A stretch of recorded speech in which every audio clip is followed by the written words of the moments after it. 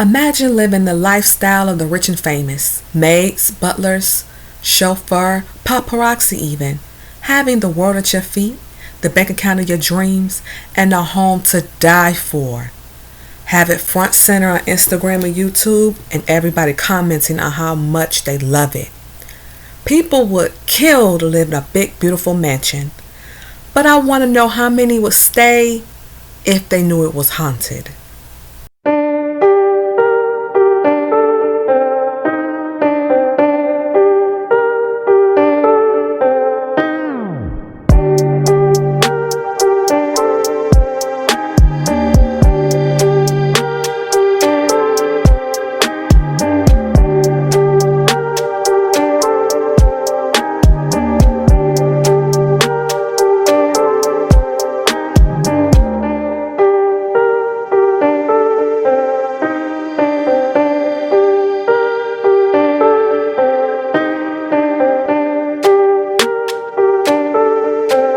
Story?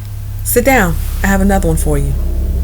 In this episode of the Haunted Hometown Horror Stories, we are spinning a block and going back to Kingsport, Tennessee. In a previous video for episode number 10 about the sensible tonal hauntings, we brought up the city of Kingsport, Tennessee. It is about 210 miles away from Chattanooga, Tennessee, which is the origin of this series. It is about a 3-hour drive away from the scenic city, depending on traffic conditions and weather. It seems Kingsport, Tennessee is the home of a lot of mystery and paranormal activity, including the Rotherwood Mansion. The Rotherwood Mansion was built in 1818 on Netherland Inn Road by the original owner, Reverend Frederick Augustus Ross. In 1817, he inherited a large plantation at the meeting of the South and North Forks of the Holston River, located in the Hawkins and Sullivan counties in Tennessee. Unfortunately, like a lot of southern properties at this time, the mansion and its grounds were cared for by slaves that lived on the land. Ross was born on December 25, 1796 in Cumberland County, Virginia. He died on April 13, 1883 in Huntsville, Alabama. Ross was the son of David Ross, who was a wealthy businessman back in Richmond, Virginia. He came to the United States from Scotland in the mid-18th century. However, his son, Reverend Ross, was known to be a slave owner, a clergyman for both Kingsport, Tennessee and Huntsville, Alabama, as well as a publisher and pro-slavery author of the controversial book called Slavery as Ordained by God that was released in 1857. However, it is said that he later became an abolitionist and emancipated some of his slaves when he sold the mansion and the plantation due to the nature of the buyer's temperament. In addition to, he also established a string of successful businesses such as an iron furnace, a nail factory, and eventually a silk mill as well as a wool mill. He also had a bridge built across the river the same year as the Rotherwood Mansion. Ross had a loving daughter named Rowena. She was also well liked and eventually snagged a fiancé who was allegedly her first true love. Unfortunately, the wedding never happened due to him drowning in the Holston River prior to being able to walk down the aisle. This led Rowena into a massive depression for a long time, but she found love again eventually and got married to Edward Temple. However, a couple of years later, he died from yellow fever. 10 years later, she married again, and after several years of marital bliss, Rowena had a daughter named Theodosia. They came back to visit Rotherwood when Theodosia was 6 years old. One night during the visit, she saw the ghost of her first true love waving at her from the river that he drowned in. Legend says she put on a wedding dress, made her way down to the river, and walked into it until she was completely immersed underneath the water. Now, on the contrary, there are several accounts to this tale. Some say that Rowena simply committed self-deletion, while other accounts state that her daughter's death prompted her self-deletion. This notion was difficult for Frederick, and suddenly he was faced with trying to save the plantation shortly after Rowena's death. He previously lost a lot of money due to business losses and investment failures, as well as consequences from the Civil War. In 1847, he decided to sell the mansion to a man named Joshua Phipps, his bookkeeper. Now, these two men were allegedly polar opposites. Phipps was known to be irritable, hostile, cruel, and full of malice. Phipps and his overseer had a reputation for being cruel, violent, and diabolical towards slaves. With this in mind, Ross decided to free many of his slaves to invade the wrath of Phipps and company. Those freedmen moved into Hawkins County, living in areas such as New Canton, Rogersville, and Zion Hill. Now, in regards to the former slaves that settled into Rogersville, it is stated that they are the actual ancestors of modern-day Motown diva Diana Ross. Now, people say that Phipps owned the mansion during Rotherwood's darkest times. He also was believed to be the foul spirit that plagues the property to this day. In 1861, things took a turn for Demon Seat Phipps when he became bedridden from sickness. Legend has it that while laying in bed, a swarm of flies landed on his face, completely covering it. They filled his mouth, nostrils, and ears, suffocating him to death. The events at his funeral were bizarre as well. It was reported that while horses desperately tried to pull his heavy casket, that a large black dog jumped out of the coffin and broke up the entire burial services. Tragic. The same dog has been said to haunt the mansion property, especially while howling on stormy nights. Nevertheless, throughout the history of the Rotherwood Mansion, it has collected quite the supernatural history due to its involvement with slavery, the legend of the hound from hell, and the countless lost souls that allegedly dwell on the property. The hauntings. Now, there are many urban legends that plague the Rotherwood Mansion and grounds.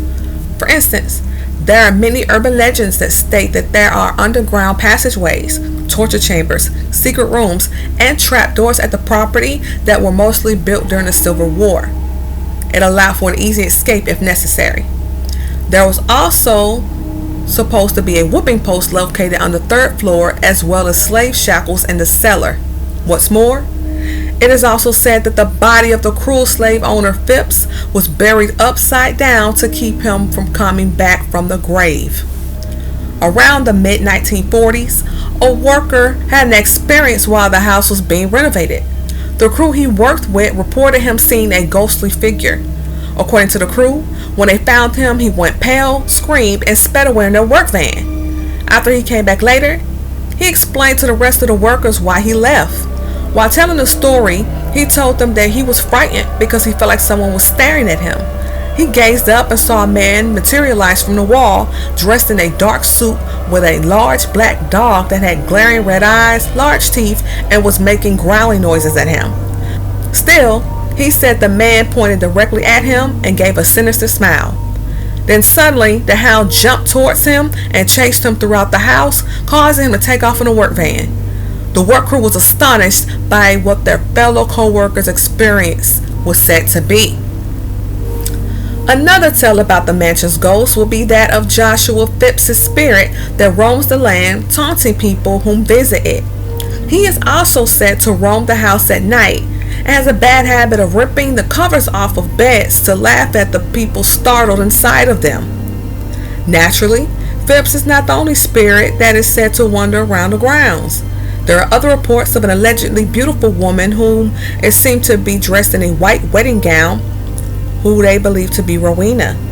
And of course, the souls of the many slaves that were imprisoned at the mansion are also trapped in the afterlife on the property as well. However, the reports say that most of the ghosts are harmless. The most feared one is Phipps and his hellhound. The legends say that his evil laughter can often be heard throughout the mansion and its grounds. Further, another ghost that is said to be present at the mansion is actually one of Phipps's relatives, his own daughter. During the Civil War, his daughter Priscilla had a boyfriend, a farmhand, that she was waiting for to return home from the war. However, her father had a different set of plans because he disapproved of the union. Consequently, he had the young man killed while in action. This devastated Priscilla, and she died of grief at the tender age of 20 years old. As a result, the legend states that her ghost sits still in front of the window at the top of the mansion looking down. One of the most recent collection of accounts comes from a physician who moved to Kingsport, Tennessee after falling in love with the Rotherwood Mansion when she visited it during a real estate tour. Although she has studied the home's history, she seems to be a ghost enthusiast. Since buying the home, she says that the stories are just simply that, stories. According to the article done on her and her haunted home back in 2021, she stated that she never seen any ghosts nor saw any wet footprints. She also stated that the creaky noises that can be heard are due to the home being old. The article goes on to say that she announced loudly the night that she moved into the house that the ghosts that were there could stay as long as they left her alone, and she would do the same for them. Present day, the house is still privately owned by that same doctor, and it is not available to the public for tours. However, it has been completely renovated by its current owner, and the haunted rumors have not yet to cease. Nevertheless, no matter how beautiful a home is on the surface, it could have a dark history full of turmoil, chaos, and secrets. It could be filled with the restless souls that do not rest in peace due to the horrific conditions that they faced and the life that they lived in bondage. And this will continue to happen because a lot of modern day mansions were previous plantation homes. If you made it this far in the video, thank you so much for watching. Sources are listed down in the description per usual. If you enjoy this type of content, go ahead and subscribe. There's a lot more coming down the pipeline. If you liked it, then you should have put a like on it. Sharing the video is caring, and until next time, protect your energy. I'll see you in the next one. Thank you for watching.